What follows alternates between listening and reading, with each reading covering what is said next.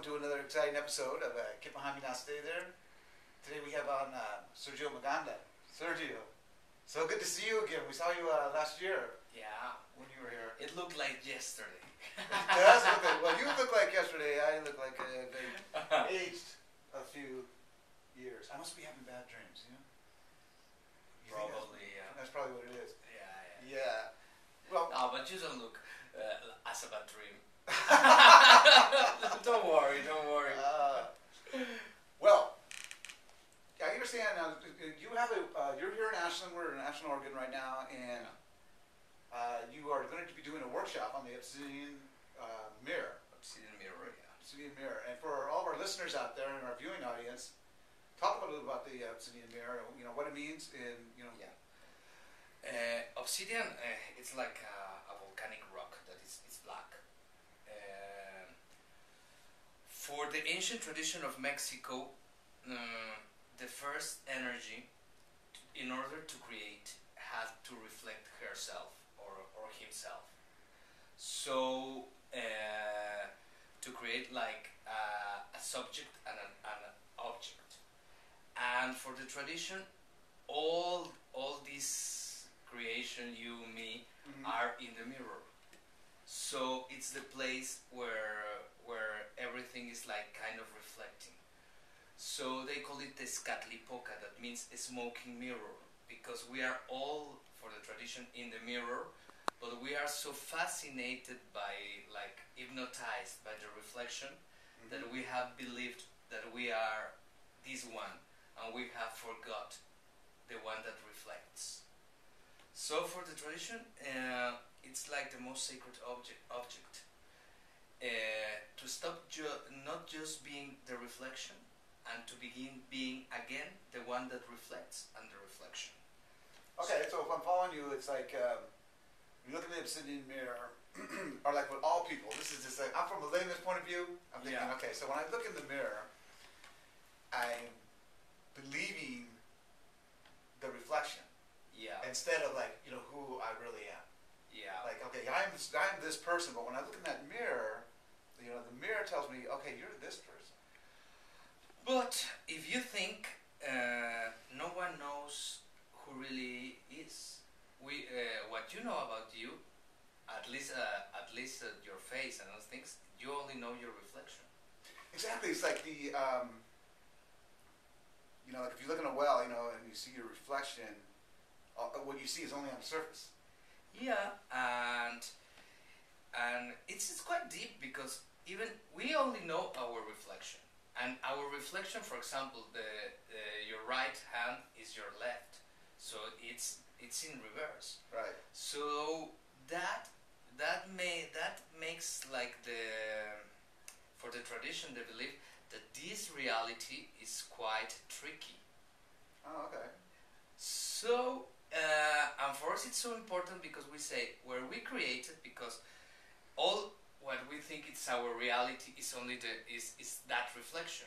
So, so we say where you created is where you can destroy it in the mirror. So the exercises that we do in the mirror are very deep. You enter very deep through breathing in an altered state of consciousness. And the first thing that you learn in the mirror is, with the open eyes, of course, is to disappear your reflection. Oh, I see. And to see only the darkness of the mirror. That for us is like the essence, the primary essence of the individual beings. So it's to see who you really are. And then you begin like changing the reflection and doing wonderful things. Even to find who you are in the dreams, the animal, and all those things. Sometimes you are in the mirror and your face disappears and it transforms into an animal. Now that is fascinating, because I like the idea of, like, you know, looking in the mirror and you take away the reflection, you know, or the facade that we all, you know, put on for the outside world, for lack of a better word, and then and then you start seeing like your inner self, right? And then now this is where listen, folks, this is where I was like, you know, the animal part about it, you know, I don't get it. So I mean, I think it's really fascinating. But were you saying like when you see your true self, like there's like an animal that you that you not you always. associate? The true self is nothing. Oh, okay. So that's the first. Well, I've got that covered. Yeah. Okay. That's the first exercise in the mirror is to learn to disappear your face and to see nothing. And it's quite deep because a lot of people, for example, with disappearing your face and the reflection, you can disappear the idea of who you think you are. If you think that you are sick, if you think that you have this problem or that history, you can disappear it in the mirror. And a lot of people have healed themselves just disappearing in the mirror and going to the primary essence. But then, for us, what we call the Nahual, that is a word that Carlos Castaneda made very popular. Mm-hmm. Nahual comes from the Nahuatl, that was the ancient language of the Aztecs and Toltecs. The Newa, that means I, who really I am. So if you, we can say that the real truth is that we are that energy that is nothing, the darkness in the mirror. Right. But in a second level, we can begin seeing like an energy that is like a kind of hologram of yourself. That hologram transforms and changes, and sometimes it changes into an animal. And does this happen to you? Yeah, of course. And what animal are you? Okay. No, because for example, for us in a while. I mean, does it change? Like, you can use Does it change? Is it always the same animal, or is it? Okay, for example, by calendar, Mm-hmm. because in the Aztec calendar, in the study that we call Tonalama, you have like a favorite animal that your Nahual takes. That, for example, for me, it's a spider. But in the mirror, for example, I have a Nahuatl name. I am Sergio in Christian. It's my Christian name, but my Nahuatl name is Ocelocoyotl. That means coyote jaguar. I got that name from the mirror because I was watching my image and I said, or the energy, how should I be named? And it's very interesting because from the eyes turn like kind of red, and then it makes the shape of the animal, so it make a clear coyote. And then I said, okay, that's the only one, or I should take two, and then it appeared a jaguar. So, and it's very interesting because those are the Nahuales of Tezcatlipoca, of the ruler of the mirror. Oh, okay. So I chose both. So you chose wisely. Yeah. For going to the mirror and to the dreaming state, yeah. But it's very impressive to see it. Obviously, I haven't seen it. I would love to do this one time and see what happens. But speaking of your workshops, I know you're here in Ashland. You're doing a workshop here in Ashland. Yeah. And you were recently in Italy, right? Yeah, I was in Italy. Yeah. And we want to say hello to everyone in Italy. Big audience out there. Ciao. Ciao. To the Italiani. Amici. You are like going like all around the world, so this is pretty fascinating. That this is not just a thing that came out of Mexico City or something that's going on in the Southwest United States. It's going all over the world. Yeah, it was like a prophecy. The last ruler of the Aztec Empire, like Cuauhtemoc, he said like a last speech before Tenochtitlan fell. That he said, hide this treasure, our knowledge, because with the sixth sun, it's going out, and it is going to be needed, and it's going to be spread. So the sixth sun started like in 1991, but the main period started last year. So and here comes like the prophecy from the prophecy. I was studying all these things in Mexico City. But a lot of people then thinks that in Mexico a lot of people do these things. Of course not. almost all the Mexicans are Catholics, and this wisdom is, for example, I was last the 12th. The 12th of March in the celebration of the New Year, of the Aztec New Year. Right. And we were like 500 people. So I said, we are so few, the keepers of the tradition. Imagine if a country of 130 million, 500 people just celebrating the New Year. Right, you know, that is fascinating because most people in Mexico are Catholic, but, you know, it's that didn't happen until the advent of the Spanish and the conquistadors and, Cortez. Before that, everyone was Mayan or Aztec. Yeah, no, I know. But now, these practices are are not very, are not done but a lot of people still. Now it's beginning to grow. But, for example, one of my teachers like 10 years ago told me, not 10 years, like 7, he told me, after the eclipse of July of 2010, the Mexica wisdom is going to spread out around the world, and you will be one of the carriers. And I said, okay. I didn't believe, I didn't doubt it. But just before that eclipse, I began being invited everywhere in the world, not everywhere, but a lot of countries to spread this. So I said, he saw this, and I asked them. I saw him like 3 months ago, and I said, well, how did you know? He said me, I dreamt it. Okay, that brings me to another fascinating point, and then for everybody out there watching and listening, I'm just like totally blown away by this dream concept. Of a one, I don't know exactly how you do it or what the benefits are, but it just seems to me just like, just to know how to, dream better would just be like a benefit for everyone. That's a fascinating thing. For example, there was an Aztec phrase that said, the one that doesn't remember his dreams is like a living dead, because they don't have any control of his awake. For the tradition, your Nahual, the one that you are sleeping, has 4 times the power of the tonal of the awake. So from the people of the warriors and the people in the power, they were like trained to remember and to control their dreams since they were very, very, very young. Benefits, for example, there are a lot. For example, I was talking about Italy.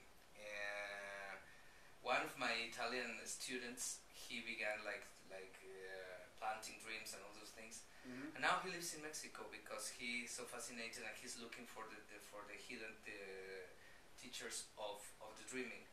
Because, for example, he had a problem in the back that the doctor said that couldn't be healed. So for us to plant a dream in which a serpent appears, that means the healing, means the healing. Right. So he planned that, and he dreamt it like 2 months ago, 2 months after, and then he said that he had this problem in the back, that he couldn't move completely the neck. Right. And exactly in the morning he could move completely, and he was completely healed. See that is like, one, it's great that happened to him, but it's sick. Another thing is like, and I'm only speaking from a layman's point of view, but I have had it, this happen throughout my entire life, and I'm sure most people have too. Is where you ever have like a dream, 2 things have happened with me. It's like when you have a dream that is just so great, you just wish you could stay in that dream. And also, where this is more frequently is when you're having trouble sleeping, or you are struggling or restless, and you try to concentrate. Now I've heard this before, and you could probably expand on this. Is that if you can concentrate on something, like to almost will yourself into a more serene place where you can fall asleep and you can have a good experience. Now, what was told to me was like concentrate on a raindrop coming down a branch tree, and it'll slowly relax your mind enough. Yeah, I I think those are like more modern techniques about. Right, I don't know anything about the ancient, so that's why I'm asking you. About dreaming. For us, probably you have seen like I don't know the pictures of what they are named the chacmols that were in the top of the pyramids of Mexico, that they are like kind with like this. Mm-hmm. That's the ancient training to fall asleep for the Mexicans. So you were doing like a kind of breathings from, and then you have here or a mirror, right, or a bowl of water where you were disappearing your image and transforming into the image in which you want to enter into the dream with a purpose. Oh, okay. So those kind of readings are kind of hypnotic. So you begin falling in the trance and then you fall asleep, but you fall asleep with consciousness. Now, is this something that we would learn in your workshop? Not in the Obsidian Mirror, but in the dreaming workshop. Yeah, that's what I teach. Wow, that is great. Now, the last time you were on, you had a book out, The Dawn of the Sixth Sun. Yeah. I understand you have a new book coming out. Yeah, we're finishing a new book in Italy. Does it have a title? Or a working title? Yeah. The Nahual, The Power of the Dreaming. That speaks up all about this.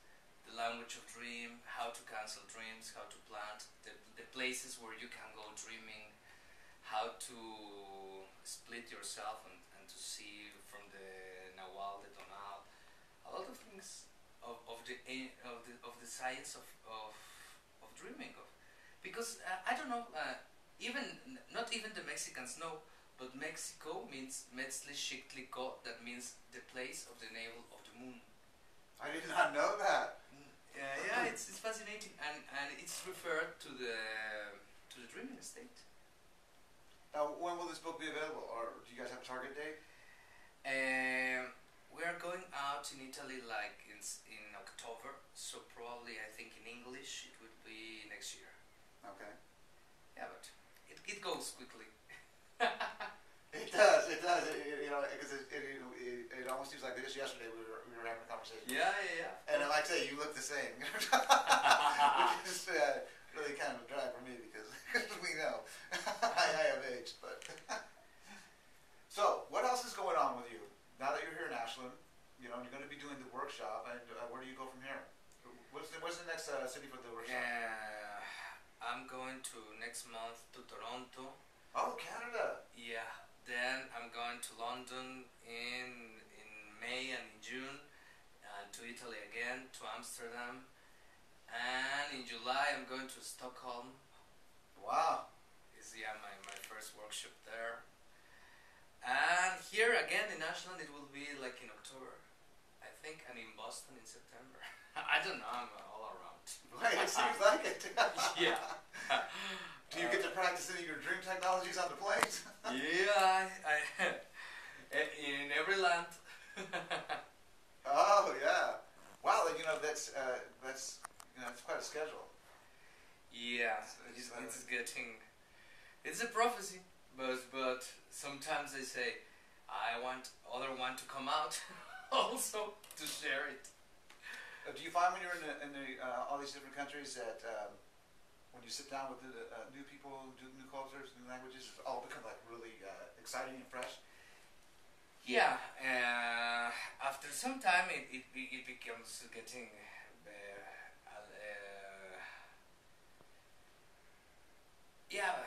easier. Well, sure, at some point it has to become like work. No, yeah, it's work, but you find friends. At the first time it's like everything new. Now you come, I see you, for example, and all the things, the people that you know.